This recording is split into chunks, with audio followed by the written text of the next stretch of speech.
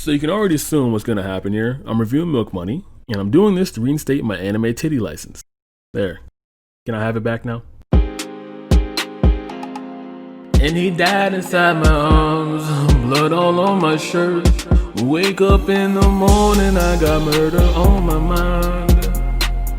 No, I'm not apologizing for what you just heard. Okay, that was beautiful. What's up, guys? Footnote Lover 47 here. Welcome to Watch For The Plot. What essentially do is troll through the catacombs of the darkest parts of the internet to find animated erotic videos and then criticize them on the internet because no one else wants to hear me talk about it in the real world. But if you do, subscribe for more. Okay, so boom, let's just dive right into this because Milk Money is fucked. We start off with this older looking woman named Kyoko who has a teenager chained up inside her basement who looks like he's completely emaciated and near death. Gonna find out later on in the day, Kyoko is watering her lawn, and the lawn she's watering is where she buried something.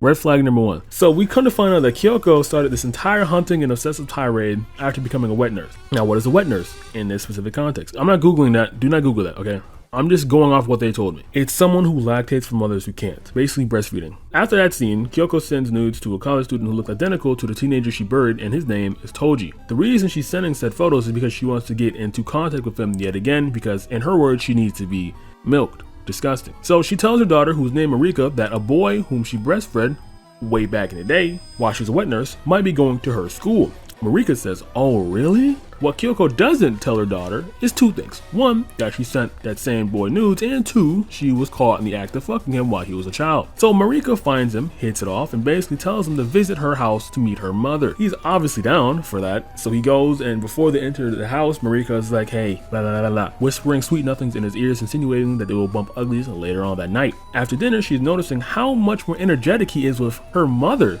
than with her, and waits until he's asleep to try to knock boots. However, the door is locked by Kyoko. She opens it and lays with him that night. It's kind of weird so far, but this is a 2 out of 10 of how crazy the series can go, and it does get to 10. Easily. So the next day happens, and Marika goes out with him yet again and assists to visit his apartment despite her mother saying otherwise. She was quite adamant to tell her to bring Toji back home after the visit. Red flag number 2. It's a subtle one, but why does she want Toji to come back and visit them so bad and so soon? I don't know why Marika didn't pick that up, but let's just get over that. Kyoko shows signs of cracking while waiting at home because she received a call about her daughter visiting home after they visit his apartment because she's worried that her daughter will have sex with him when she wants Toji all to herself. To try and retain control when they all come together, she drugged someone's food. I don't know exactly whose, but Kyoko just went to level 7 and it somehow gets worse than that. So they're home now. I just said it. Kyoko made dinner for them. And while eating dinner, an 18-year-old teenager has been missing for quite some time. It's on the TV and they address it in a, "oh, that's sad" kind of way, like in a dissociative kind of way. Like whenever you see like a starving child on your TV, it's like, "oh, that's sad." And you go back to whatever you're doing. That's the same thing they did there. In the next conversation they have after that, after seeing a boy that fits Toji's demographic exactly go missing, they're like, "hey, maybe you should stay off us because it's so dangerous for someone like you. Maybe someone out here is hunting for your type." And yeah, they end up staying together. So now he's in Marika's house and Kyoko's house. They live together. Marika is ready to jump his bones and wants him to forget about her mother without realizing the true predatory impact that she had in his life. And they go at it in the middle of the living room. Where did Kyoko go? Oh, she went to take a shower and came back right when they were, well, coming. Immediately after that, we flash to Kyoko grabbing him, throwing him in the basement, and starts whipping him because he was disobeying her. Basically giving him his final warning for stepping out of line, and once she was done, they copulate. So clearly, she's still a predator, and her mind is still just as cracked. Oh, and while she was whipping him, Kyoko told him that his only purpose on this earth was to continuously milk her. Disgusting. Now, why in the hell would she say that? Let's get to the whole intro scene I told you about earlier. Yeah, this, yeah. Blood all on my shirt. Yeah, okay. That's because when she gave birth to Marika's brother, immediately after the hospital, when she got discharged, they got in a car accident with a drunk driver and the infant ended up dying inside her arms with blood all on her shirt. And in turn, she had an excess amount of breast milk ever since because she couldn't nurse a son, even though she ended up having a daughter anyway. Now, whether or not this is scientifically true is beyond the point because this is beyond clinically insane. She's literally milking herself by the gallon on a daily basis because if she doesn't, it will cause her immense pain otherwise. I don't even know how to begin to tackle the situation, but when Kyoko lost her son and then in turn got fired as wet nurse because she was trying to have sex with her patients, the wiring malfunctioned somewhere and now she is this broken shell of a human carcass. So while the punishment reward scenario was going on, Marika happens to see it and becomes deeply depressed. Rightly so, because now she understands the context as to why they had such a fond connection despite not meeting each other for years. It was of a sexual nature. So now Marika's planning. It's a simple two-part plan. One, tell Toji how fucked the situation is and try to run away with him. And two, confront her mother.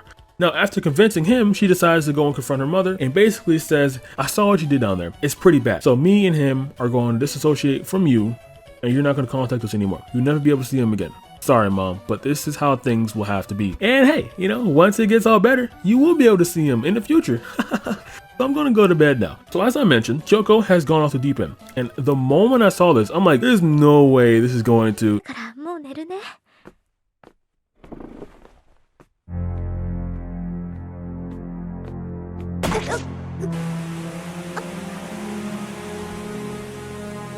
Yep, she kills her.